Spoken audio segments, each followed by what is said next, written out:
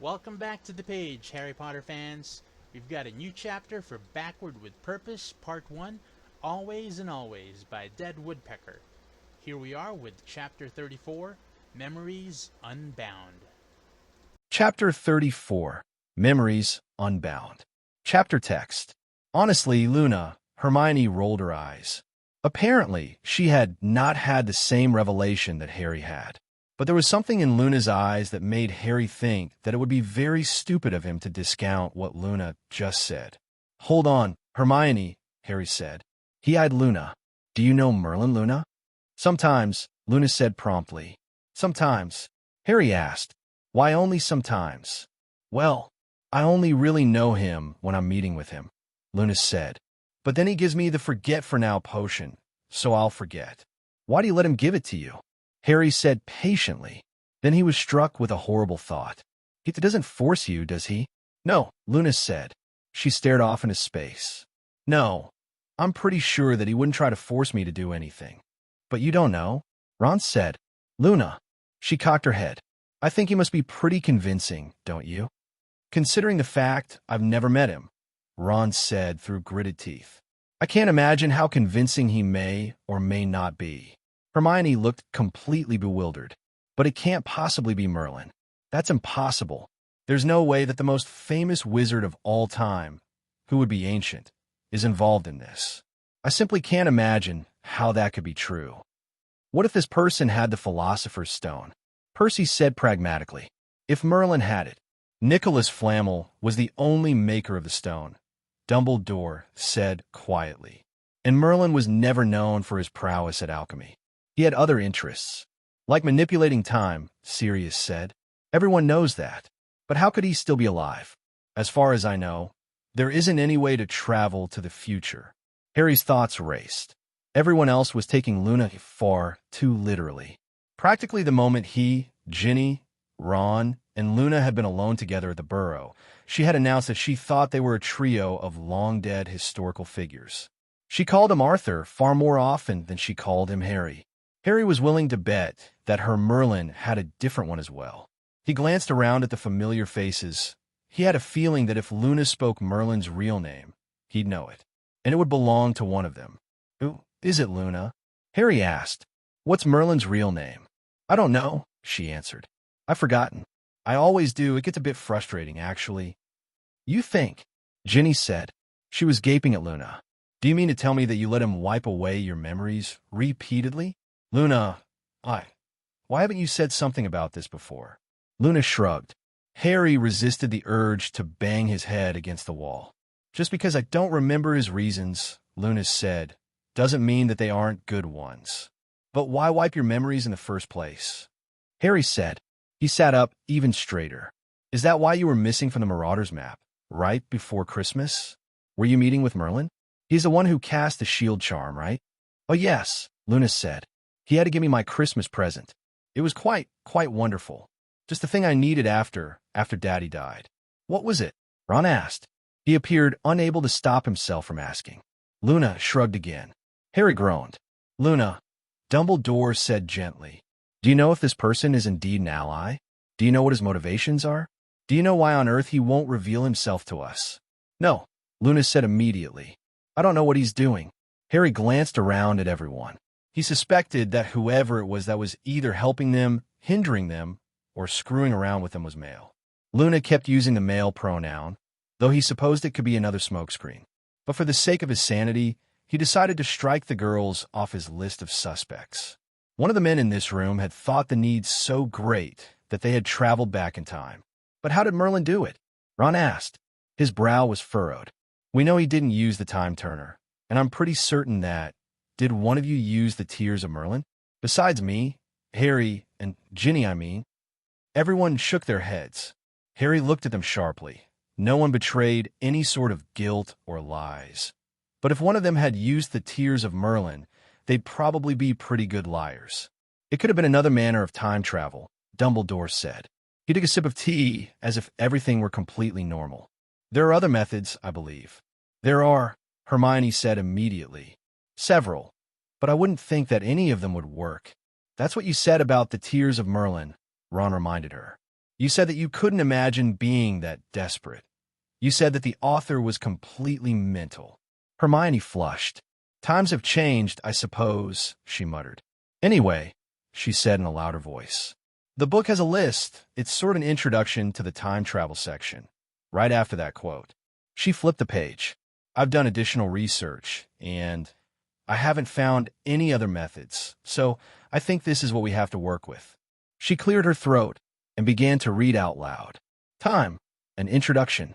The wise ASP.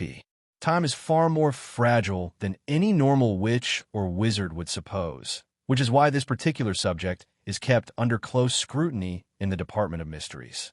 The unspeakables, taciturn and tight-lipped on the best of days, refuse to even acknowledge the fact that using a time turner is the absolute least powerful way to change things on a grand scale.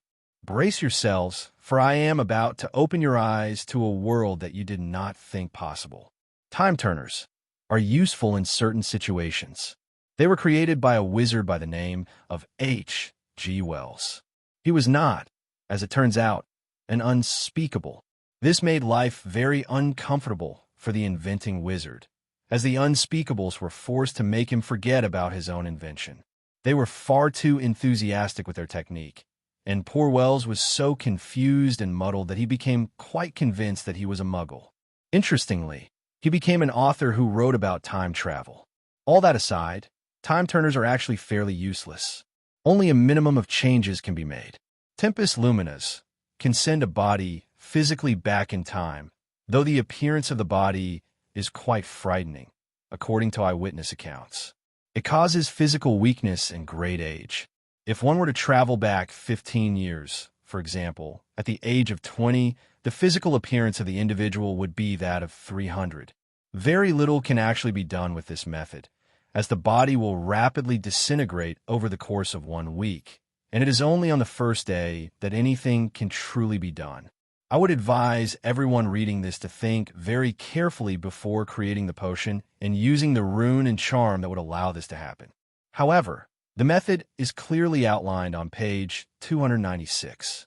The waking death is the foulest known method of time travel and the only one that I will not give specific instructions to. This is also, unfortunately, the most easy to trace method. The Aura Department of the Ministry of Magic works closely with the Department of Mysteries when a pregnant witch is found dead. The full details will not, of course, be given, but know this: it involves possession, soul subversion, and a complete lack of conscience. The waking death method has been used, to the best of our knowledge, 6 times in the course of British history. Each time left a wake of dead bodies and tears. The Middlefont Uprising and the Indro Massacre are the 2 most famous occurrences. Perhaps the most reassuring aspect of this is that this method can only be used once, and the physical body of the perpetrator, which emerges from the woman's body as an infant and reaches physical maturity in exactly 7 days, will have only 1 day, with fully intact magical capabilities, to act in the past. The Trojan horse is generally considered dark magic. It is blood magic, and it requires a victim and a perpetrator. The victim is bled at regular intervals, and a spell, see page 312 for the full details, is enacted to allow the perpetrator to send his own consciousness back into the body of the victim. The spell only lasts from the new moon to the full moon. The last known person to use this was Leander Millings, who possessed the body of his younger brother, traveled 10 years in the past, and used his brother's body to murder his father. There is no limit to how often this can be done, unless the victim is permanently incapacitated. The gateway is so passive of a method of time travel that some do not even consider it time traveling at all. In the Department of Mysteries and 6 other undisclosed locations, there is a gateway that allows one to step into the past and view it. Primarily, this is used as a way to detect illegal use of time travel, as those sections of the time continuum that have been changed will have the changes superimposed on the shadow of the truth. The traveler can watch, but cannot change anything. Foci Memoria is the method by which a time traveler enters a pensieve, of which there are only 23 in the entire world, and enters the memory, retaining a physical body. This is the easiest way for unspeakables to study the effects of the time paradox, though on a very small scale. It is also exceedingly dangerous to the traveler, as the memory of a certain event is set and bound by rigid constraints, not unlike those of a time turner. And if one tries to act in a manner that is not confined by the laws of the pensive, it could cause death. Those nations without a gateway, of which there are many, use the foci memoria method to study the recent past and do not attempt to change anything at all. It is also limited in that one can only stay inside the pensive from one new moon to the next. The Tears of Merlin is quite possibly the most complex, the most dangerous, and the most fascinating of the methods. Many believe that it is impossible and that it is a fairy tale or part of the legend about King Arthur and those who followed him. But there is documentation that King Arthur, his queen, and Lancelot du Lac used the Tears of Merlin. The tale we know of Camelot and the defeat of Mordred is almost certainly not the whole truth, and not only because written records were scant in those days. It is said that Merlin devised a way to change everything after the destruction of Camelot, and King Arthur, Queen Guinevere, and Lancelot du Lac fearlessly set forth on this new challenge. I have spent the last several years of my life researching the steps required to use this, and the fullness of it is presented on pages 394 to 412. It does not, in fact, send physical bodies back in time, only memories. It can theoretically be done with only one person involved, but it is my belief that that sort of undertaking would truly be impossible. Harry's head hurt slightly by the time Hermione reached the end of the introduction the wise Ace had written. He tried to remember if he had ever read this before. He suspected that he hadn't. It was most probable that Hermione had the right of it. Harry knew for certain that he had glossed over, at best, the other methods of time travel. He hadn't even bothered to read this, had only skipped straight to the Tears of Merlin. "This wizard sounds insane," Fred said. He was looking at Ron with something like awe. "I can't believe you did what he said." "Completely mental," George added. "We were pretty desperate," Ginny said quietly. "I'm starting to think we're a little insane," Ron said cheerfully, cutting through the sudden tension. He tousled Hermione's hair. "Next time I let Harry talk me into doing something this bizarre." "It was Harry who came up with this?" George said incredulously. "You didn't show them that memory?" Ron said, disappointed. "I forgot," Harry said. His lips twitched. Ron started laughing. "Looking back, that's one of my favorite parts. We were all drunk off our arses. Creature had to help me to bed afterward. There we were, swigging fire whiskey like a trio of Irish sailors, and Harry gets this look on his face like he's just been hit in the head with a bludger. I think I've seen that look on your face a time or two, Ron." Hermione grinned at him. Harry leaned back, grinning. It had not been at all funny at the time, and Harry suspected that if they actually viewed the memory in the pensive, the others would not find it at all amusing. Indeed, Dumbledore was not laughing, though his eyes twinkled. Snape was not either, but, well, that was Snape, and Harry did not expect to ever see Snape laugh. But Harry was able to lay aside the tragedy to find the humor. "Harry always has the best ideas when he's drunk," Ron said fondly. The twins, Sirius, Remus, and Tonks were still laughing loudly. "I don't know," Harry said. "Your idea about giving Umbridge that love potion. I can't believe," Tonks gasped, "that you thought up this mad scheme when you were drunk.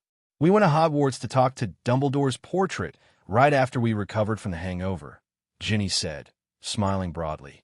She winked at her mother, who seemed torn between humor and disapproval. Judging by the way Mrs. Weasley's lips twitched, humor appeared to be winning. Dumbledore cleared his throat. "If we could get back to the matter at hand," he said delicately. "Does anyone have any thoughts that are the most likely? I believe we can rule out the Waking Death, Time Turner, and Tears of Merlin." "So what was the Temper Lumens one?" Ron asked. "Tempus Luminas," Hermione said. She flipped a few pages. "I would like to think it's this one, but that's pretty unlikely. If Luna met him before Christmas during the Potter's Army meetings, and then there was about a week or so in between that and Mr. Weasley being attacked. They could have come back multiple times, couldn't they?" Sirius asked. "There are illustrations of what kind of toll it takes on the body," Hermione said. She held up the book so they could see. Harry recoiled at the image of the emaciated, skeletal figure. And that's after one trip to the past. Right, Ron said. Then it's pretty obvious that it's the Trojan horse, isn't it? But why would a dark wizard help us, Ron? Mrs. Weasley asked. She looked troubled and confused. Harry met her eyes, but quickly looked away. He had been trying very hard over the past month to follow Sirius and Snape's advice. He could even look at them in the eye without feeling a great rush of grief and anger, but not for very long. It's not necessarily dark, Ron said. Hell, if it meant defeating Voldemort, I'd volunteer to be bled. It didn't sound like the victim would have to die. It is also interesting that it can be done multiple times, and it does seem the most likely choice, Dumbledore said. Though I would not discount foci memoria. Will you explain what it actually is? Mr. Weasley said. I'm afraid that I didn't get a good grasp on it. It is far less plausible than the Trojan horse, Dumbledore said. For one, I know the laws of the pensive, and it would be extraordinarily difficult to change without destroying the fragile web of a memory. I imagine that the backlash of that would severely injure or kill any wizard who made the wrong step. For two, the changes made would have to be subtle, far more subtle than what could be done with the Trojan horse. Theoretically, the one who uses the Trojan horse to travel time would have as much chance to change the past and future as Harry, Ginny, and Ron have done.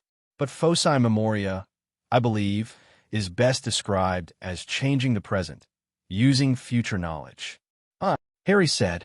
I think, Hermione said uncertainly. I think it means that if foci memoria is being used, Merlin isn't changing our futures. He's changing our present in order to change the future. Which means, Ron said loudly, that Merlin's using the damn Trojan horse method. Merlin knows that. His eyes widened and he stopped suddenly. Wow. That phrase just takes on a whole new meaning, doesn't it? It was difficult enough figuring out how to use the tears of Merlin without effing everything up. No way could we do the pensive thing. Dumbledore could, Harry reminded him. Snape could. Maybe even Percy could. But why would I hex myself? Percy said. Maybe to get us thinking about what's going on, Sirius enthused.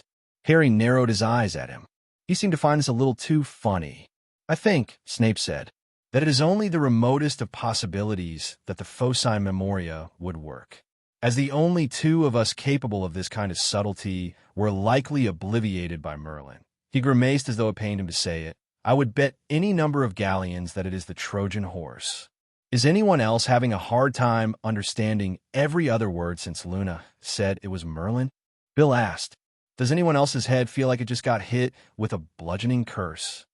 Mine, Harry said weakly. There was a chorus of echoes around the table. Even Dumbledore looked slightly overwhelmed. You know what, though? If anyone is Merlin, it's either Sirius or the twins. I really believe that. I have a feeling that he's laughing at us. Oh, he is, Luna said brightly. I remember that. I don't think he's being unkind about it, though. See? Harry muttered. He looked over at Ron. Remember how you used to think that Dumbledore deliberately made things tough for us? And how you thought he was having a laugh? Well, this time, someone actually is. Let's give him a good pounding once we find out who he is, Ron said. He suddenly looked thoughtful. Unless, of course, it's me. Harry put his head in his hands and groaned.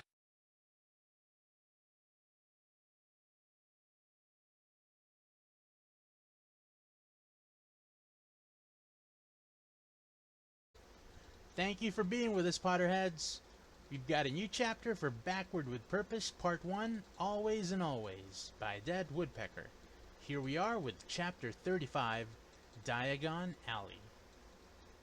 Chapter 35, Diagon Alley. Chapter text. The arrival of the Hogwarts letters came as a complete surprise to Harry and Ron. The dilemma of another time traveler, and attempting to ascertain the person's identity and motives, had consumed them for the 2 weeks prior to the arrival of the stately owls. The fact that they were no longer considered criminals, were perfectly free to return to Hogwarts, and would, in fact, be heading to school with the other sixth years, had not truly hit them. Blimey, Ron said over lunch, 2 hours after he had ripped open his letter and supply list with an expression of great shock. Blimey, I can't believe we're going back. Ron, would you please stop saying that? Hermione, who Harry thought had been quite patient, finally snapped. Please? It's just that you've said it so many times. It is a little weird, Harry said. He felt the need to defend his best mate, especially since he knew exactly where Ron was coming from. An entire year had passed at Grimmauld Place. It had been a very long year in many ways. Sometimes Harry felt that he had spent the time playing an especially vicious chess game with Ron. That, however, was not entirely accurate. He'd spent the last year locked in battle with Voldemort. Has it really only been 4 months since the Weasleys arrived? I mean, we've been in hiding, and the Ministry's been hunting us down. Now we go back to Hogwarts. Ginny and Hermione exchanged exasperated looks. Harry, Ginny said, you've also said that many times. I can't imagine why the both of you are so shocked, Hermione added. We've talked about going back. We've discussed the ramifications of not taking our OWLs with Albus. I suppose I've got to get used to calling him Professor Dumbledore again. And we've agreed to take them next week, which is why we've been revising the 5th-year spells. Just last night, you were having a laugh with Sirius and making plans to set Friday evenings aside for Debaugh. All right. Ron lifted his hands in a gesture of surrender. So maybe we shouldn't be surprised. But I kept thinking it wasn't actually going to happen. You know, like when you're a little kid and you're really excited for Christmas. But when Christmas Eve finally comes and you're... Don't pretend like you don't still get excited about Christmas, Ron, Ginny said. I saw you last year, if you remember. The tips of Ron's ears turned red. That wasn't because of presents. Ron, Hermione said, scandalized. Don't tell them. I wasn't going to, Ron said. But you just did. Or told them enough. Anyway. Harry snorted. Did they think that he and Ginny didn't know what they'd been up to over the last year? It certainly didn't take a seer to know that Hermione and Ron had advanced a little further than kissing even before Hermione had decided to help Ron through the shock of the appearance of his entire family. He eyed Ron. Ron's lips twitched. Harry took this to mean that Ron had, in fact, known that they would guess. It was Hermione's delicate sensibilities that were being protected. Hermione's cheeks turned bright red. Fred and George stumped into the kitchen. Harry felt the muscles in his face jump, but he forced himself to relax and threw themselves down into empty chairs. Luna and Neville followed them in. All 4 of them looked extremely grumpy. What's the matter? Everyone? Harry asked. All 4 exchanged glances. Nothing, they chorused as one. Fred swiped an apple and bit into it. What are you lots so cheery about? We're just talking about sex, Ginny said cheerfully, just to push her brother's buttons. Fred choked. An apneo, she said calmly. A bite of apple flew out of his mouth and splat wetly against the side of George's face. Sorry, George. Harry watched the twins closely. He had to admit to some surprise that the sleeping arrangements had not been challenged. He knew that Ginny had been prepared to have several things to say if any of her family attempted to enforce rules that no longer applied to them. But 4 months had passed, and not one of them had mentioned it. It made Harry feel slightly edgy. He had no way of telling if trouble was brewing, and he could hardly ask one of the twins if they had a problem with him sleeping with their sister. Ginny, Hermione whispered, horrified. Oh ho, Fred said, grinning at Ron. Has our little Ron finally stopped having to wah? Get a rest, Fred, said Ginny. Hermione looked as though she wanted to run right out of the room. Seriously, Ron said. What's got you lot looking like Annie Muriel's on her way to stay with us? We're tired of not doing anything, George said moodily. He pulled out a crumpled copy of the Daily Prophet and tossed it onto the table. Harry already knew what this was about. He had read this morning's issue of the Wizarding newspaper. Unfortunately, the journalists had been taking jabs at the Weasleys, and this morning's story was particularly bad. The stupid prophet thinks we're a bunch of arses.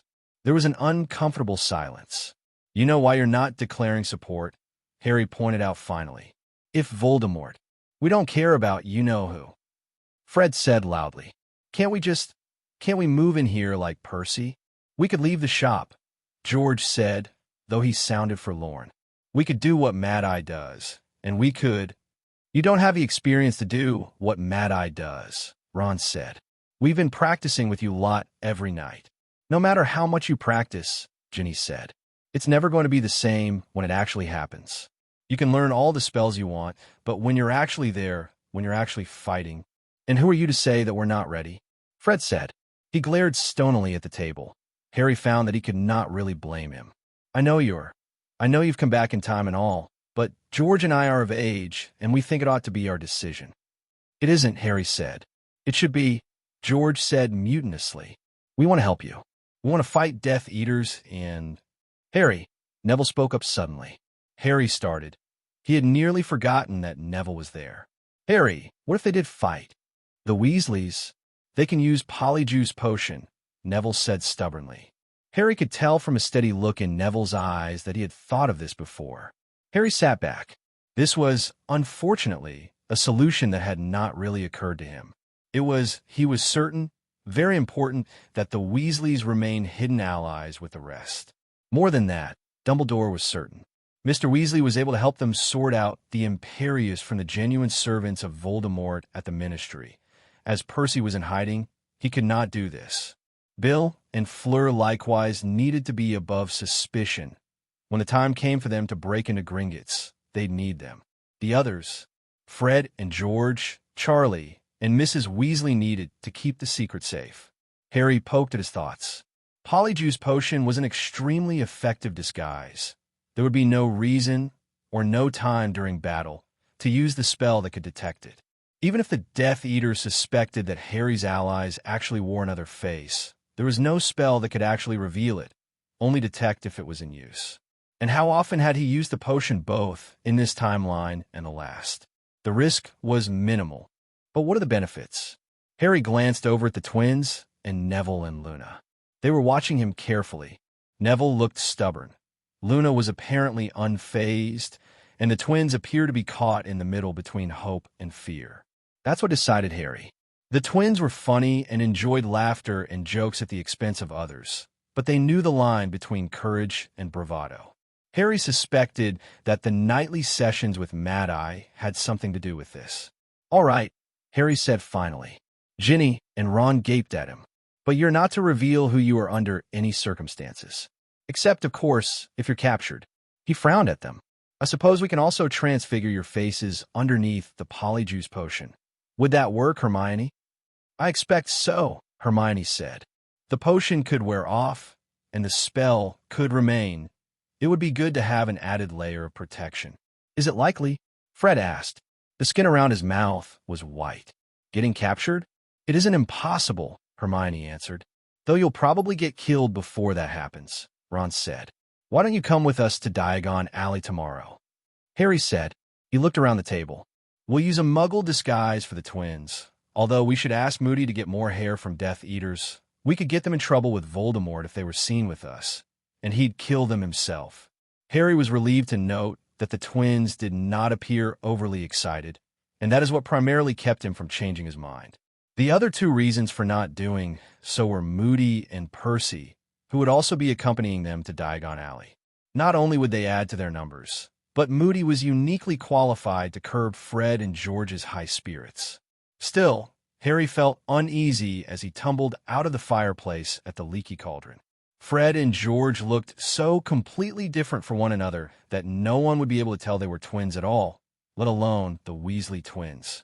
And Neville and Luna had taken on their appearance, with a strict promise that they would not use the bathroom, to man Weasley's wizard wheezes. I'm turning into Mad-Eye, Harry thought ruefully. Ginny had accused him of being a bit paranoid just that morning.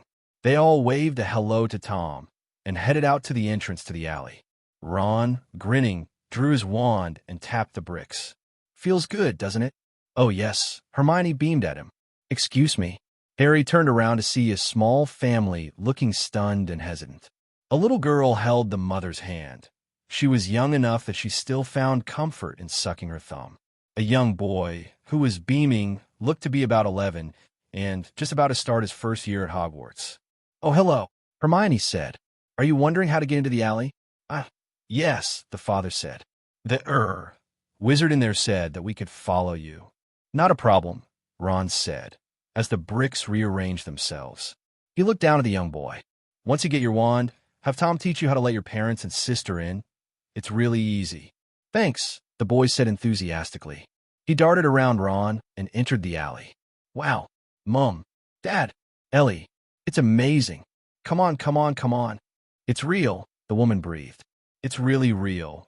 Robert, there really is a magical alley right in the middle of London. Want to see? Want to see? The small girl yelled. She bounced in her father's arms. Good luck, Hermione said warmly. You might want to stop at Gringotts first. You can exchange your money with wizard money. My parents are muggles, so we always went there straight away. It's the big white building. You can't miss it.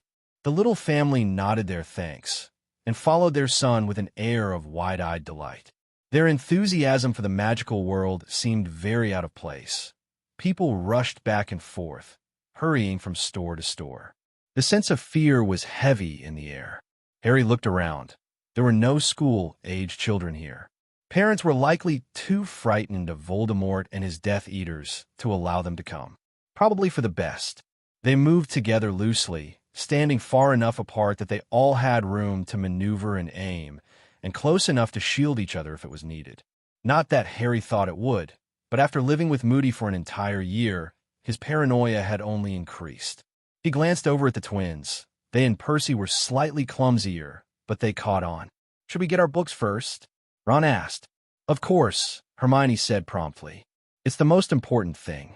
Flourish and Blotts was slightly crowded with harried-looking parents and 2 shopkeepers.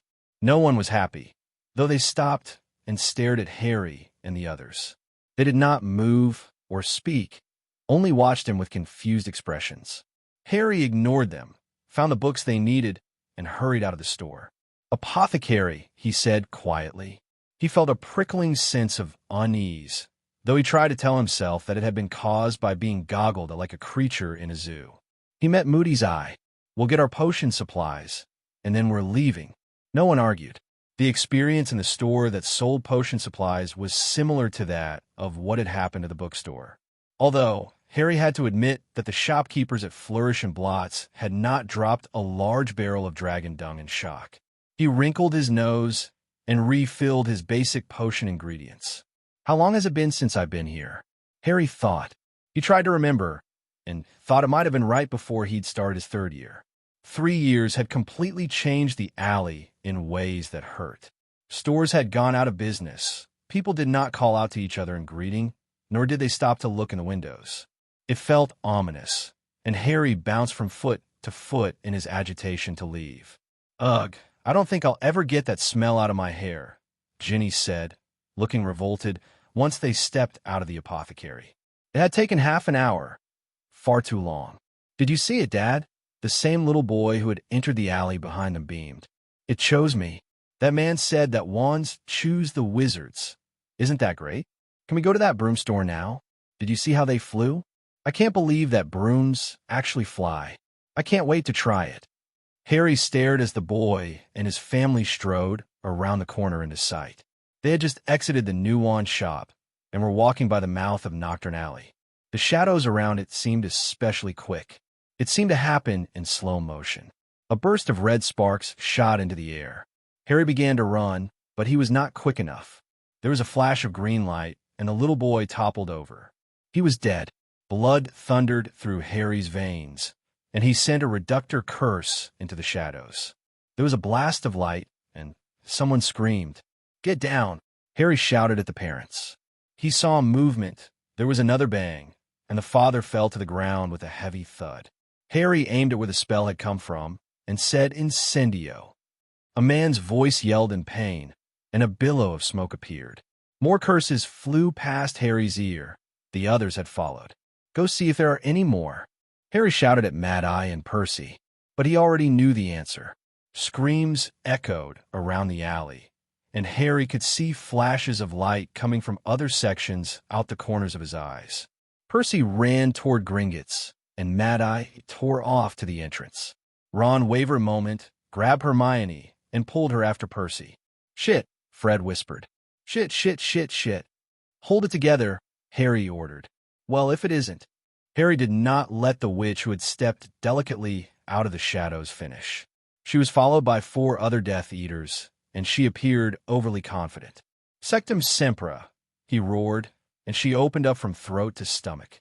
Ginny grabbed the mother and the small girl, who were standing, frozen with horror, and staring at the unmistakably dead bodies of the rest of their family. She had a shield charm up between the Death Eaters and the Muggle family in a second. "We need to get you out of here," Ginny whispered. Her voice broke. The mother's eyes were glassy with shock. "I don't understand." "I don't. They were just walking." "Mudbloods and filth have no place in Diagon Alley," said a Death Eater. "He was young, but Harry killed him with another cutting curse anyway." The moment he felt an intense burn in his leg, and he fell to the ground, unable to breathe through the pain. He rolled over, jerked his wand up, and sent the Death Eater who had attacked him from behind up into the air. Fred stared at him for a moment, raised his own wand, and sent a bludgeoning hex so strong that the man's neck snapped in half. Fred lowered his wand, looking shocked. "Don't fall apart," Harry said. He tried to scramble to his feet, but fell over and missed a killing curse by an inch. Ginny screamed a word. There was a wet splatter, and a body thudded to the ground, and Harry redoubled his efforts. "Skeepy." The pain eased up enough for him to stagger to his feet. George dueled a masked Death Eater who appeared to be a woman, and Fred was running down the alley to help Moody. "Fred, no!" Harry shouted, but Fred ignored him and kept going. The alley was so loud that it hurt Harry's head. Explosions came from the direction Ron, Hermione, and Percy had run off to, and everywhere, people were screaming. "Are you all right?" Harry asked Ginny. "I'm fine," she said, but she gestured helplessly at the ground. The mother and the daughter lay on the ground. They had joined their boys in death. "I couldn't. You know that shield charms." "Not now," Harry said grimly, but he squeezed her hand. He could hear Ron yelling in rage from around the corner, and knew that he had it well in hand. "Let's go after Mad Eye." Harry limped as quickly as he could. He pressed his wand to his throat and, thanking Merlin that Kingsley was not at the Ministry today, sent his Patronus. Death Eaters in Diagon Alley. Every step was torturous, and Harry was sweating and sick from the pain by the time they reached another twist. The fighting was loud. George made to run around the corner, but Harry grabbed his robes and pulled him back. "A moment," he said. He sent the Specs spell around the corner and felt a moment of disorientation when he saw two scenes simultaneously. There are three of them, two on the right, one on the left. George pushed away from Harry and jumped right into the fray. Ginny followed him, and Harry followed her. Ginny already had her wand raised and had levitated a concrete planter. Without a moment of hesitation, she let it fall on the Death Eater dueling Fred. A jet of purple light arced out of a wand, and Mad Eye fell over, screaming in pain. "Sectum Sempra," Harry shouted. He missed the Death Eater, but Fred burned him before he could retaliate. Silence fell, stifling and oppressive. Harry's heartbeat slowly returned to normal, and he hobbled after Ginny to check on Moody. "He's alive," Ginny said. "I can't tell what kind of curse it was." "I'll have him sent to St. Mungo's," said Kingsley. Harry looked up, relieved. "Ron, Hermione, and Percy," he croaked. "We're right here," Ron said. "Or Shacklebolt, isn't it? One of the Death Eaters got away." "Are the rest dead?" Kingsley asked, looking around. Harry did not want to count how many bodies there were. He could see at least 5 bodies of regular citizens from right here, and that did not count the little family. "Yes," Harry said fiercely. He met Kingsley's eyes. His leg gave out, and Ron caught him by the elbow to keep him upright. Harry was barely aware of more Aurors arriving. He was only glad that he would not have to talk to them about what had happened. Kingsley was taking their statements down, and with the Ministry bending over backward to make things up to Harry, he did not think that any of his statements would be challenged. "You might want to visit St. Mungo's as well, Mr. Potter," Kingsley said once they had finished. Harry glanced around at his friends. Hermione had confessed that one of her own spells had caused the death of an enemy. She was very pale and trembled from head to toe. Harry suspected that she had vomited after she had done it. Harry remembered the first time he had killed a man, and he had thrown up his previous 3 meals once he'd thought about it. Fred and George were likewise shaken. Percy's lips trembled, though he tried to hide it. "No," Harry said, knowing that his place was with them. "I think I'm going to go home." HPHPHPHPHPHPHPHP. The attack on Diagon Alley and the ramifications of what had happened settled over Grimmauld Place and Godric's Hollow like a palpable chill. Despite it being August, fires were lit in the hearths. Harry, huddled on a sofa next to Ginny, wondered if this was what it was like to be a muggle and not be able to see Dementors. He felt like there was one in the house. Everyone was white and pale with shock. Mrs. Weasley had brought out her knitting, but it was going haphazardly at best. She had not been there, of course, but Mr. Weasley had told her everything once he had come home from work. She looked very small, as if this horrible first real act of war had diminished her somehow. Harry wanted to say something to her, but did not know how to bridge the gap, nor did he know if he wanted that distance breached. He turned away from her. The twins were pale beneath their freckles. They'd done well, very well, and Harry was impressed. Disregarding that one foolish stunt that could have had tragic consequences, Harry had been happy to have them fighting beside him. Not to mention, Harry thought ruefully that they aren't the only ones to do foolish things during battle. Ginny rubbed more healing salve onto his leg, and the burn eased up.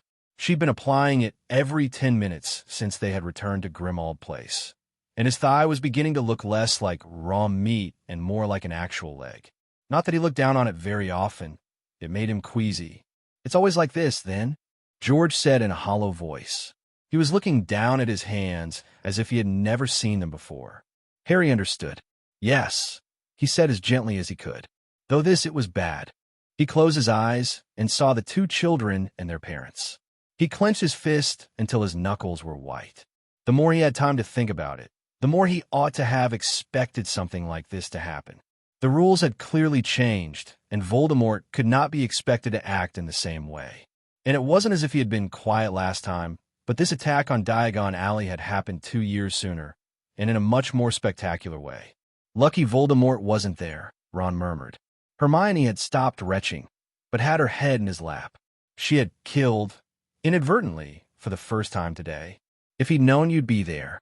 "Yeah," Harry said. Had Voldemort been there, more bodies would have littered the streets. He felt a surge of rage that punched through the weariness and pain. Those Muggle parents had just been buying school things for their wizard son. The little girl might not have even been a witch. They'd probably not had any idea, none at all, that the magical world was so unbalanced that they would die trying to buy supplies. Why didn't Snape know? Neville asked. You don't think that Voldemort suspects him, do you?" "No," Harry said. He would know when Voldemort realized that Snape was not his ally. The fury that would burn across their connection would be great. "I suspect that Snape is busy with Draco, and Voldemort didn't bother telling him. You heard what they said, have a little fun, and then get out." "Why did he do it?" Fred asked. He sounded a little helpless, and Harry knew this feeling well. Had he ever really, truly understood how Voldemort could be so cruel and monstrous? "To cause fear," Harry said. "The Aurors are running ragged, trying to put out fires and contain Death Eaters. They know it's only a matter of time before Azkaban is overwhelmed, and Voldemort's army is far too large. A direct strike on what's supposed to be a safe place. How many people just decided to stay inside and wait for this to pass without fighting?" "Voldemort did it as a show of power," Ron said in a subdued voice. "Remember when he did it to Hogsmeade, Harry? We took down some of his forces. We only let one get away out of 12. The world will think that he's got such a huge army that he can afford to lose a dozen people. But Voldemort doesn't care," Harry said. "If you want to make an example, he doesn't care how many people die. He probably figured that they'd be taken down by Aurors, though, and sent to Azkaban." His voice trailed away into silence.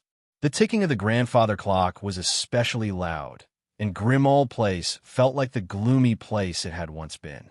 Harry realized that no matter how much death he had seen, it never got better. It was not something that he could get used to. He could not make jokes, and neither could Ginny or Ron, about innocents dying. They could not laugh it off with their particular brand of dark humor, as they did killing Death Eaters. Harry knew that he would see the faces of the children and the parents and the others who had been murdered until the day he died.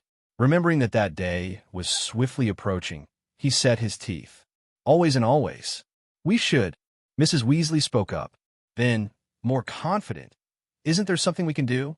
"We're doing everything we can, Mum," Ginny said forcefully. She didn't look at her mother, but continued applying the salve, though not as gently as she did before. Harry squeezed her hand.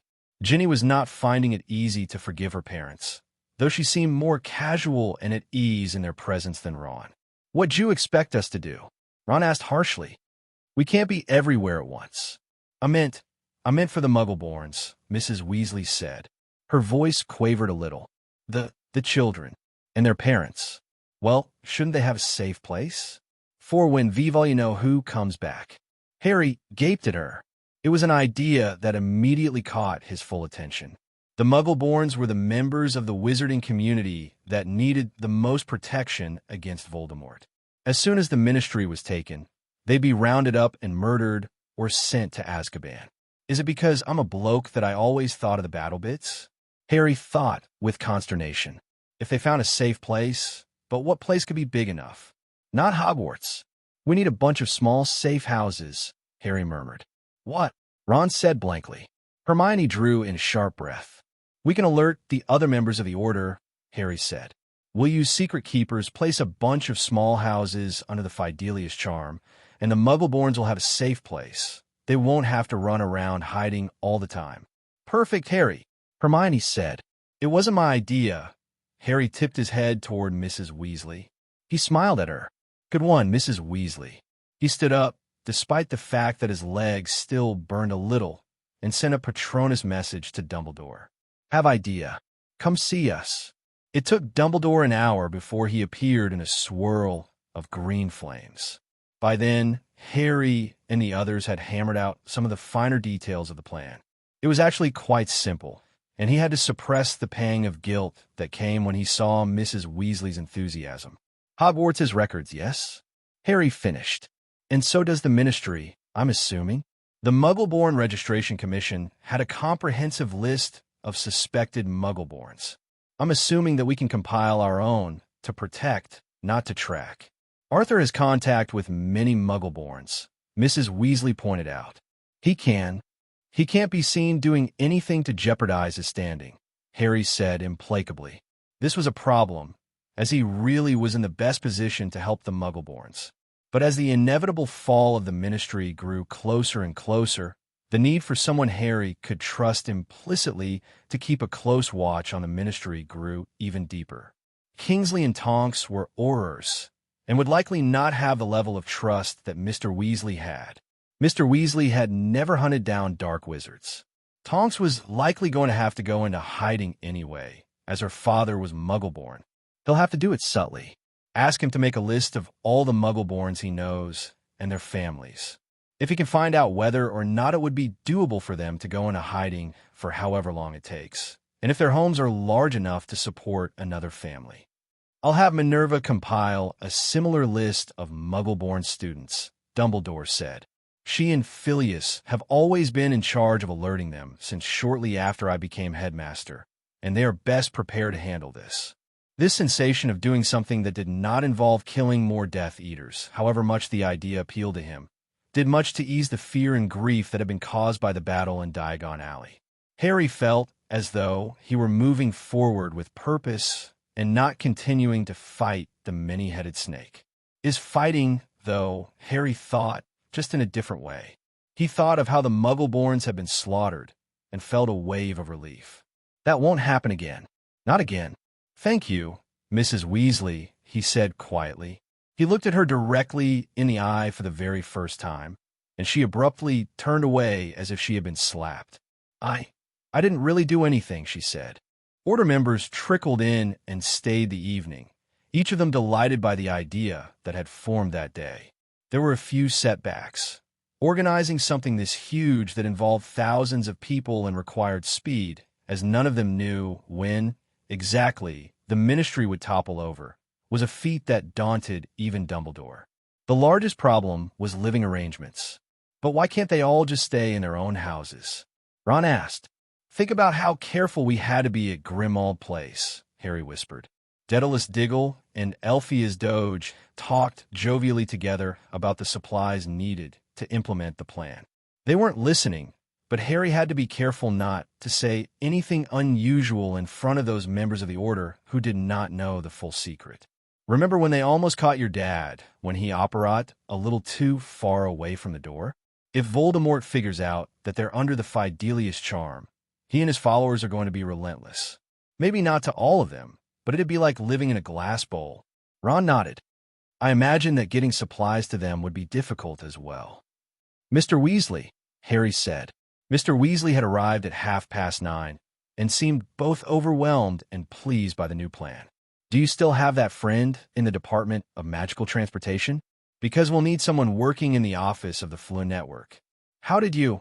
Mr. Weasley began, but stopped himself. The top of his head turned bright red. Sorry, he murmured. And I do actually. My brother's niece works in there, and she's a good sort. But is she trustworthy? Harry asked himself. Could she be trusted not to give anything away? Still don't know where we're going to put them. Hestia Jones and Kingsley Shacklebolt were talking in raised voices, though neither one sounded angry, only intent. I've got room for at least 4 other people, Kingsley said in his deep voice. And I might manage 6 if I can magic another room. My lot will only fit 1 more, though. Harry, Neville said loudly. I've only just remembered. I'm an idiot, but I own my grand's house, and it's huge. I can probably fit about 20 people in there. And if I don't know any better, Kingsley grinned, you can probably magic it to almost twice that. Harry felt his eyes go round, and Ron gaped at Neville. You're one of those really old, pure blood families, aren't you? Ron said. I haven't got any money, really, Neville said. But we got the house. Harry sat back and took it all in. After what had happened, he felt a pang of sadness when he thought of the little family. He had no idea that hours later they would all be imbued with a sense of purpose. Ginny scooted her chair closer to him and gripped his hand tightly. She smiled at him and brushed her long hair out of her face. How's your leg? She asked. Harry had almost forgotten that he had taken nasty curse today. It's fine. I'd forgotten about it, actually. Ginny snorted. That's my Harry, she said. So stoic. This was a good idea that your mum had, Harry said quietly. We really should have thought of it, Ginny said. She shook her head in wonder. Honestly, how long have we been planning this? Not long enough, apparently, Harry said dryly. Maybe it took being a mother to figure it out. He gave her a significant look, and her face immediately stiffened. Don't push it, Harry, she said sharply. I can't just ignore these last few years. And I still think you're being a hypocrite. You can barely stand to be in the same room as them. You can't just expect me to forgive and forget just because you think I should. I know. Harry laced her fingers with hers. He was glad that she let him. I know I'm not exactly living up to what I say, but she's your mother and nothing changes that, Ginny said. Still, they broke our hearts, Harry. I will never forget the look on your face when they kicked you out of the burrow. And every time I try to let it go, it just keeps coming back. But I'm trying. Good. Just keep at it, won't you? Harry said. He had full faith in his belief that both Ginny and Ron would regain their former relationship. He wished he could see it happen, but he had a feeling that it would take years, not months. Her expression shifted, and that hard, blazing look he loved so much settled on her face. He fought the urge to kiss her and wondered if she knew what he was thinking. I know what you're thinking, she said. Harry, I really wish that you would have a little optimism. Harry forced himself not to look away. I'm trying, he said carefully, but any hope he had of surviving was dwindling away with every day that Hermione did not magically point to some obscure text that outlined a way to survive the killing curse when one was a Horcrux.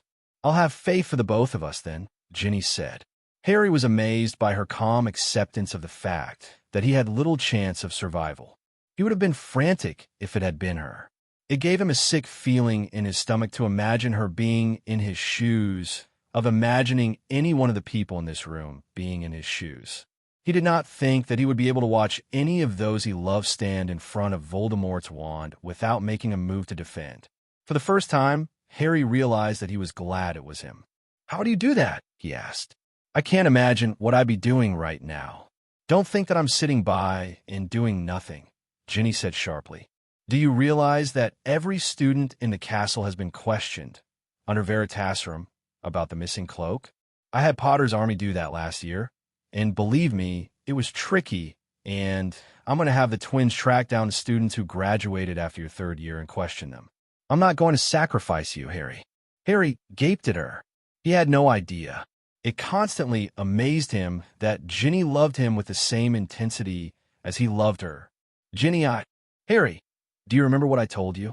Ginny said in such a low voice that Harry leaned closer to hear her. Harry was at a loss.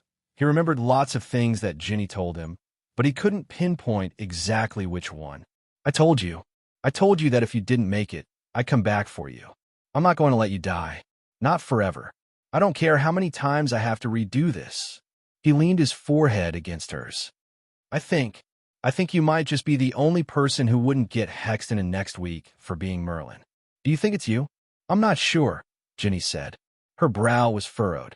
I can very easily see myself making another jump in time if it meant saving you. But it doesn't seem like your style, Harry told her. Yeah, I've thought about it. You wouldn't mess with my head like that, would you? I can't imagine why I would, Ginny replied. She grinned slyly at him. I mess with other things. Maybe. Harry leaned back in his chair, stretched exaggeratedly, and stifled a huge, fake yawn. I'm knackered, he said feelingly for the benefit of everyone around them. I think I'm going to bed. He did not think that they had fooled anyone. Harry got very little sleep over the next few days. September 1st approached rapidly, and what felt like 3,000 things had to be done. He, Ginny, Ron, and Hermione traveled to the Ministry of Magic to take their OWLs 4 days after they had come up with their plan to help the Muggleborns escape from the rapidly approaching darkness. Even Hermione had found the exams to be somewhat of a waste of time. Whenever they were not sleeping, they worked on their plan. What's this about, though? Harry asked. He had just watched Dumbledore and Kingsley add another room in Kingsley's house. It was spacious, and they had done it without real effort. Why can't you just add another room? Or 10 more? The Department of Magical Property has a thing to say against that, Kingsley said, amused. I purchased this home without the intent of creating a mansion for myself, though I left myself the option to create another room. We're lucky that Moody got his own house back. He can add 5 more rooms.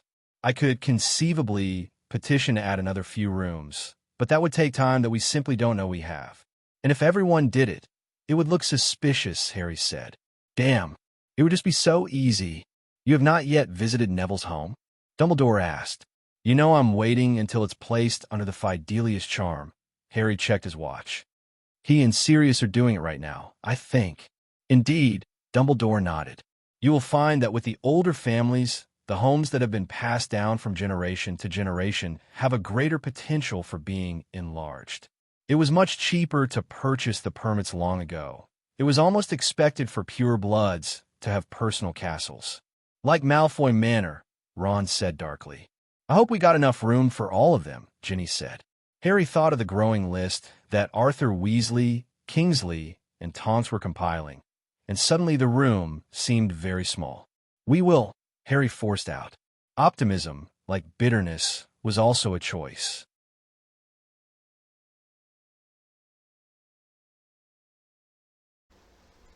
Welcome back to the page, Harry Potter fans. We're glad to have you on board. We've got a new chapter for Backward with Purpose, Part 1, Always and Always by Dead Woodpecker. We've got Chapter 36 right now for you. Interlude. Chapter 36, Defense Against the Dark Arts. Chapter Text, September 1st, 1996, almost 2 months before Riddle's interlude. Harry had previously thought that he had gotten used to the stairs. But as they fell through the barrier between the Muggle world and the magical world at King's Cross, Harry felt the weight of scrutiny from everyone on the platform. Students and parents alike turned to stare. Some openly pointed, and the air buzzed with his own name. He heaved a sigh, and Ginny gripped his hand. Let's just get on the train, Harry mumbled. Harry, Ron looked around exaggeratedly. I didn't think it was possible, but I think you're actually even more famous. Harry swore at him. They bickered, not entirely good-naturedly, as they loaded their trunks onto the train and found an empty compartment. With a stroke of luck, Ernie Macmillan was loitering outside of a compartment full of Potter's Army members. His eyes widened when he saw Harry, but Harry gave a sharp shake of his head. Don't acknowledge me, he thought. Ernie looked puzzled, but kept his mouth shut. Room of requirement, Harry said. Tomorrow night. Ernie nodded, and Harry and the others continued on without looking back. They're probably desperate for news, Hermione said quietly. We haven't had a chance to see them or talk to them since last year. And the stupid Daily Prophet. We know, Ron, Ginny said impatiently. All of them were extremely short on sleep and apt to snap at each other at a moment's notice. She yawned widely.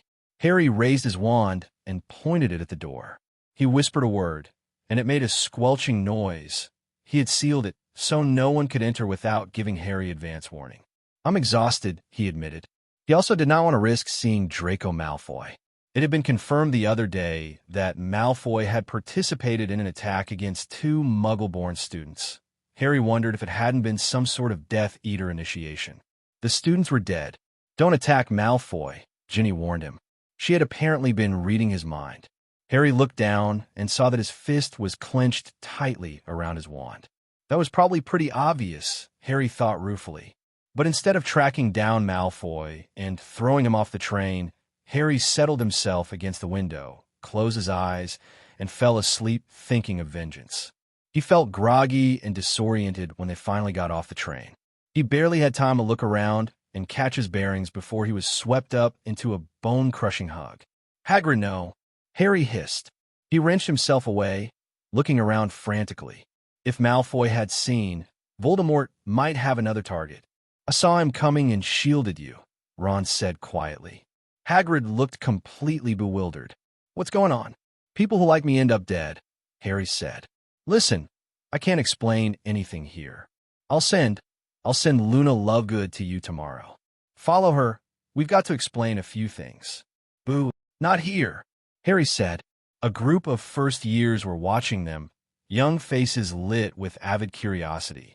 He forced himself to look furious. Don't tell anyone, he said. Don't tell anyone. He strode away without looking back. This was the only unplanned encounter that evening. Harry paused just outside the massive doors, steeling himself against the stairs he knew were about to follow.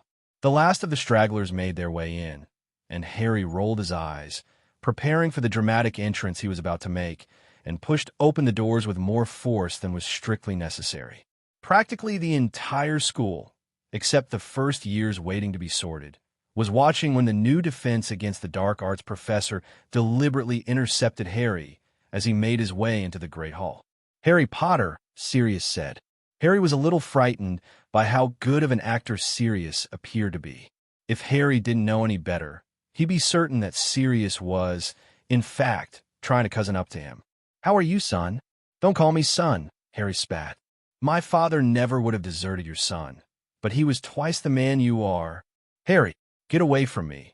Harry practically yelled it, wanting the entire school to see this. You betrayed me. I know I was wrong. Sirius' eyes twinkled. Don't start laughing, Sirius. But you have to admit that it looked pretty damning. That's funny, coming from you, Harry sneered. The crowd stirred. Weren't you the one sent to Azkaban without a trial? You filthy hypocrite.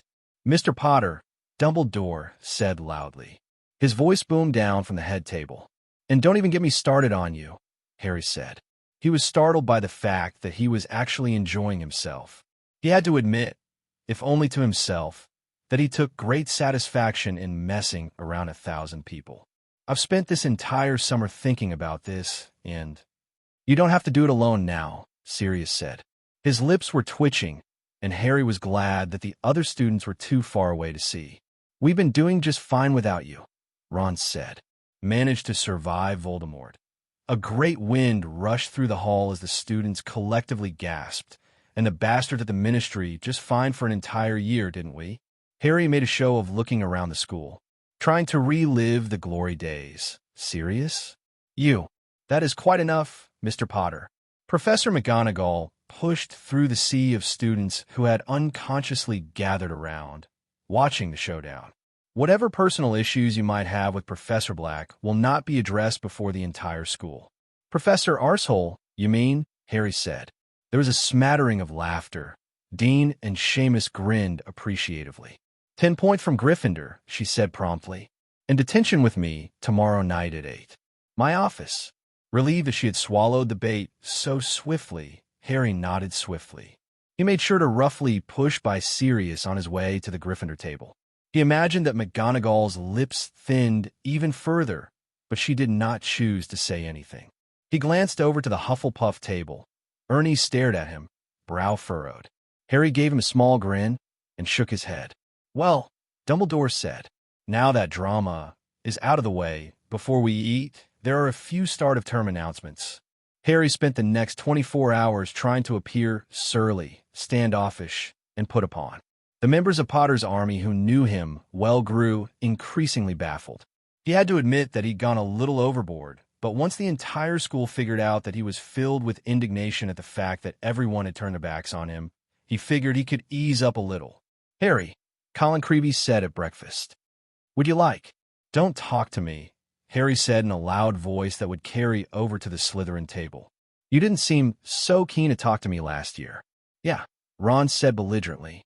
"Shove off, Creevey." Harry seized his schedule from Professor McGonagall's hand and glanced down at it. He had been cleared to take potions, transfiguration, ancient runes. "Thanks, Hermione," Harry said. He would not have passed a particular OWL without her intensive study methods. Defense against the dark arts, herbology, and charms. "Why are we continuing with ancient runes again?" "I don't know, mate," Ron said. "Because the girls are making us." "Your girl," Harry retorted. "Ginny wouldn't make us do this. Do you think they know we're sitting right here?" Ginny asked Hermione in a loud whisper. Harry was relatively quiet in ancient runes, though he had a slight headache by the end of it. He wondered how Hermione had ever thought that he'd be able to pass the newts in this subject. He stared glumly at his text and thought he might ask McGonagall if he could withdraw from it. None of the professors said much at all to Harry. He supposed that his sullen and angry demeanor put them off. He was careful to only say rude things to the members of Potter's army that he had classes with, though he ignored Daphne Greengrass completely, with one exception. It happened that Harry and Ginny and Ron and Hermione met Malfoy, Crabbe, and Goyle as they left the Great Hall just after dinner. Harry felt a twist of disgust as he watched Malfoy strut as if he owned the castle. His robes covered his left arm, but Harry knew that the dark mark was there. He drew his wand. Draco smirked, obviously under the impression that Harry would not dare do anything under the watchful eyes of so many people. "How'd you enjoy your exile, Potter?" Harry pretended to think. "Almost as much as I enjoyed sending your dad to Azkaban, Malfoy. Though I think," he tipped his head at Crabbe and Goyle, "that I enjoyed the fact that Voldemort keeps offing his own followers for me. Makes my job a lot easier." "Go away, you foul git," Ron said. "Scamper off." Malfoy looked as though he wanted to say something further. Harry wanted him to say something further. "Give me an excuse, Malfoy," Harry said. "Just one little excuse." But Malfoy did not want to play. He backed away toward the door. Crabbe and Goyle, who were apparently too thick to realize that Harry had just told them he was glad their dads were dead, followed him. Ginny entwined her fingers with his. "Want to go to the room of requirement?" she whispered. She was not quiet enough. "That's what we were going to do," said Ron. "I said it first," Ginny said smugly. "I already convinced Hermione," Ron hissed. "Don't even try." Harry and Hermione rolled their eyes, and Harry decided that Hermione's need to be in a completely secure environment while she and Ron had sex was greater than his own. He tugged on Ginny's hand and pulled her to the doors that led outside. "I'm feeling a little adventurous," Harry breathed into her ear. "Let's go explore those secluded areas." He and Ginny parted company 10 minutes before his detention with Professor McGonagall. With a promise that he would see her as quickly as possible, he turned down the corridor that led to his head's office, and she made her way up the stairs to the room of requirement. He watched as Dean, Neville, and Seamus followed her at some distance. Then he turned and walked away. Professor Dumbledore was already there, though Harry could tell immediately that McGonagall was still in the dark about what was going on. Her eyes flashed at him. "Sit down, Potter," she said in a clipped voice. Harry sat, surreptitiously glancing at his watch. They wanted to stage the arrivals of the other professors, so that it happened at the same time. Sirius had said that he'd get Sprout and Flitwick there at 8:15, and Luna knew when to bring Hagrid. He sighed.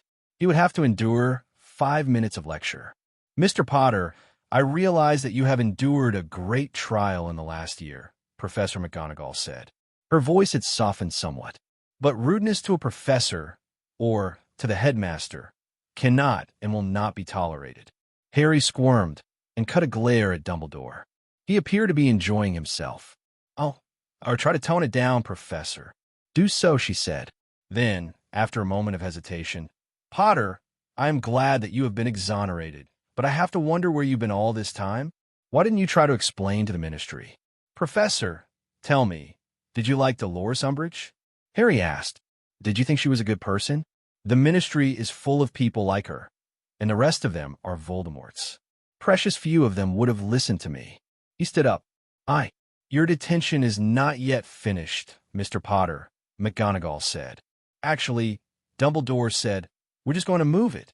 I don't understand, Albus, McGonagall said. Harry opened the door and peered around it. You will, Minerva, said Dumbledore. But for the moment, pretend that you do. McGonagall looked extremely suspicious, but she did not say a word as the three of them walked out of her office and headed up to the 7th floor corridor. Harry saw the hem of Professor Sprout's robes before it vanished inside, and he held out his hand to stop the door from closing, while Dumbledore ensured that the corridor was completely empty. Hey guys, Harry said. An overwhelming racket greeted him. Harry, what the hell? Since when do you hate Sirius? Where are we? I've never seen this place before. Professor Flitwick squeaked. I'm so confused. What was up with you saying? Harry held up his hand. Sorry, everyone. I know I've been an arse all day, but I got a good reason. He turned to Professor McGonagall. You just asked me where I stayed last year. He pointed at Sirius. I stayed with my godfather. Her eyebrows slammed together. But you were... My godson, Sirius said proudly, is playing the world's greatest prank on Voldemort. Flitwick squeaked. What? Hagrid said. Boo. Voldemort, Harry said. Voldemort is pretty convinced that I'm alone, except for Ginny, Ron, Hermione, Moody, and Percy Weasley. We're going to let him keep thinking that, because if he gets overconfident, he'll be careless. And we need him as careless as we can get him, Ron said. I don't understand. McGonagall looked around the room. Miss Lovegood, Mr. Longbottom, I thought you severed all ties with Mr. Potter and the others. Of course not, Neville said loudly. We knew who killed my gran and her dad. We never thought it was Harry. We've been pretending for all the SLYTH. Daphne smacked him in the stomach. Sorry, Daphne. There are children of Death Eaters here, and we couldn't risk them telling their parents what was going on. Like I said, Sirius said, world's biggest prank. I told Dumbledore what had happened the night Voldemort returned as soon as I was able, Harry said. And we've working to defeat him ever since. And we've been training with Dumbledore and Sirius. Professor Black, and Remus since last fall, Ernie Macmillan said. We're Potter's army. How come I wasn't asked to join Potter's army? Hagrid asked, injured. It wasn't safe, Neville said. We only took people who doubted what the Ministry was saying, especially since Harry here came to Hogwarts 3 times a week. Not that we didn't trust you, Hagrid, Harry hastened to add. We just thought it was a little risky. Harry fielded questions from the bewildered teachers for the next 20 minutes. He was relieved when none of them questioned the lie they had told. When he had satisfied them enough with answers, he asked, Would you like to see what we learned last year? They're quite good at defense against the dark arts, Sirius said proudly. They're going to show up all their classmates, that's for damn sure. I'm tired of all this waiting, Ron said quietly, while the members of Potter's army lined up to face each other in duel. The teachers, who still looked rather dumbstruck and confused, gaped at the abilities of the students. It was one thing to know on an intellectual level that they had had private instruction with Harry, Ginny, Ron, Dumbledore, Sirius, and Remus 3 times a week over the last year, but it was quite another to see it in action. Harry felt like he was watching through their eyes and found that he was amazed. What? Harry said. Oh, waiting. Yeah. You're a lot more patient than you used to be, Harry, Ron said. Maybe you would have done well in Slytherin. Harry shrugged. I think we both would have, if Slytherin weren't full of baby Death Eaters like Malfoy. But we probably would have killed them long ago. Ron laughed. True, and I'm being patient because I have to be, Harry said. He was still furious about what had happened in Diagon Alley. It seemed to have settled into his bones. But he could wait until the time was right. Snape would know, they would hear about the next major strike, and they would be waiting for it when it happened. I haven't given up on killing Death Eaters, Ron. I keep seeing that little boy and his family, and sometimes I think that I could do it without a wand. You've learned some pretty scary control, Ron said. I hate to think of what would happen if you lost it. I hate to think about what might cause it, Harry replied. He looked over at Ginny, who helped Hannah Abbott with the complicated wand movement required to perfect the malady curse. If anything happened to Ginny, he did not know what he would do. Or if anything happened to Ron, Hermione, Neville, or Luna. Sirius, Remus, Percy, even the other Weasleys, Dumbledore, and Snape. Harry had already lost all of them once, and he honestly did not know how he would react to any one of them dying again. Harry's greatest flaw as someone who was leading others into war was the fact that he would rather take on every enemy alone. He did not want anyone to be hurt. He did not want to be responsible for people dying. Even after all these years, the thought of Ginny battling against Death Eaters and risking death filled him with a cold sense of dread. He tried not to let her see this, but he suspected she knew. Sometimes he thought that she knew him better than he knew himself. Her long hair danced behind her like tongues of flame. He did not think she was Merlin. Oh, he knew she was capable of doing something extremely risky. How could he not be? But his instincts told him that this was not her style. And he was beginning to suspect. He was beginning to suspect that he was Merlin. The suspicion had been sparked by his conversation with Ginny, in which she admitted that she thought she was Merlin. It would make sense if it was Harry.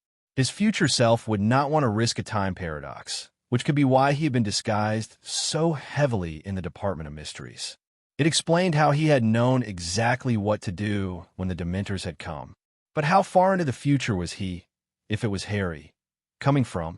It was before his final confrontation with Voldemort. Dead men could not travel back in time, after all, and he knew, without even having to think about it, that he would not be able to stand before Voldemort's curse if Ginny was dead. He would wait. He would travel back to save her. Harry, Ron said, "You're looking a bit funny, mate." Harry shook his head forcefully. "I'm all right. HPHPHPHPHPHP. October 17th, 1996. Hamish Wentworth was a deeply unpleasant man, and Harry could not help but feel slightly glad that he was going to die at the hands of Lord Voldemort. The man was tall, had the nose of an eagle, and worked in the Department of Mysteries, studying death. Over the last 6 months, the wizard had taken a less passive role in his researches, and the deaths of 3 muggles had been directly attributed to him. The others were equally culpable, and grim satisfaction washed over Harry. He had been itching to retaliate against the Death Eaters since he had watched the small family in Diagon Alley die. The month that had elapsed since then had gone by with the speed of a glacier, despite the fact that preparing sanctuaries all across Britain was a logistical nightmare. But he was only involved in the periphery of it. Albus and Mrs. Weasley were truly in charge of the project. Harry grinned over at Ron. "It feels good to be doing something, doesn't it?" "Oh yes," Ron said fervently. He kicked out, and Uther Gamp whimpered. "That didn't even hurt," Ron said, disgusted. "Not like the Cruciatus, anyway. Can we stop taunting them now?" Snape said in a bored voice. Not that he looked like Snape. He was currently disguised as a blond young man with wide brown eyes and a paunchy middle. It was a bit disconcerting to hear Snape's sardonic tone coming from a gormless college student's mouth. Harry shrugged, checking his watch. "We've still got half an hour. And it's a great way to release tension," Ron said. "Don't you have a girlfriend for that?" asked Snape, curling his lip. Hermione made a strangled sound. Bill and Charlie laughed loudly. Just shut up." The cottage in which they kept the prisoners that Moody had procured for them was alive with the familiar symphony of terror, purpose, and elation. It was also a full operation. Every member of the Order of the Phoenix over the age of 17, and some under, from Albus Dumbledore to Molly Weasley to Mundungus Fletcher, was there. Most would fight, though Mrs. Weasley and Elphia's Doge were to stay behind to make sure that the prisoners did not escape until Harry was ready to send them back to Voldemort. Hermione stood in front of Bill, Charlie, Fred, and George, her brow furrowed with concentration. Her anger with them for embarrassing her had obviously fled. Bill's nose lengthened. His eyes became wide-set and faded to a murky gray-brown. Harry watched, interested, as Bill became the image of Hamish Wentworth. Hermione was an artist with transfiguration, but she was taking too long. "Allow me, Hermione," Dumbledore murmured. "Excellent job, but for the sake of time." By the time Hermione had completed Bill and Fred, Charlie and George had also been transformed. Snape handed them a small dosage of Polyjuice potion. The first part of the plan involved them appearing like muggles from the village, and the four Weasleys transformed again. "Remember the plan?" Harry said. He glanced at his watch again. 10 minutes, they had to leave now. One by one, the others began to disappear as they placed themselves under the disillusionment charm. Harry tapped himself on the head and watched his body blend in with the surroundings. His palms were sweaty, and he wiped them off on his robes before he snatched up Ginny's hand, turned on the spot, and found himself on the hill overlooking the village that was to be attacked. It was broad daylight. Cars drove slowly down the narrow streets. It was Sunday, and few people were out and about. The air around Harry stirred as Sturgis Podmore, Emmeline Vance, Daedalus Diggle, and Hestia Jones immediately strode toward the village. Harry could see the shimmer of the charms of protection they cast. It was not perfect. Harry knew that it was unlikely that everyone would survive, but he would make certain that the casualties would be minimal. The ground trembled beneath his feet. Giants. He had known it, but when he saw what appeared to be buildings lumbering forward from the opposite side of the village, his heart skipped. The Death Eaters who flew on brooms beside the giants looked tiny. "Let's go," Harry said. Ginny marched beside him. He couldn't see her, but he could feel her hand in his, and he could smell that fresh, flowery scent. He worried that today would be the day that set the events in motion that caused him to go back in time to save her. What if today is the day that she dies and I become Merlin? Harry thought morbidly. He wanted to ask her to leave, to go help her mother watch over the prisoners. But he couldn't ask her to do that when she cared just as much as he did. It wouldn't be right of him to lock her away. "I see 13 Death Eaters," Ron said. "I see 2 giants," Ginny said grimly. Harry stood on the road, heading into the village, waiting for the signal. He gripped his firebolt tightly. The ground trembled in earnest, and a young man actually stopped his car and got out. "Earthquake," he shouted to no one. "Imperio." Ron pointed his wand at him, and the man immediately began to walk away from the village. "I sent him to hide," Ron explained. Harry nodded. He was about to check his watch again when red sparks shot into the air at the same moment the anti-apparition wards went up. "Leave one alive," Harry reminded them. Harry released the disillusionment charm, mounted his broom, and shot up into the sky. Ginny and Ron came up on either side of him, while Fred and George flew underneath, racing each other to the Death Eaters who had not yet noticed them. Charlie swerved around in an arc, aiming for their backs. 2 figures hurtled off their brooms and fell screaming before the Death Eaters realized they had company. "Incendio!" Harry shouted, and another Death Eater fell in a swirl of flames. Their advantage was swiftly lost as the Death Eaters regrouped. "It's Potter," one of them shouted. "Alert the Dark Lord." Harry watched, swerving and diving around curses, while Stan Shunpike pressed his dark mark. He felt a mild pang of surprise. Stan really was a Death Eater, but it was lost in his satisfaction that Dumbledore had prevented them from using their marks to call Voldemort to this battle. For Death Eaters broke away from the others, as Harry had known they would. He ignored them.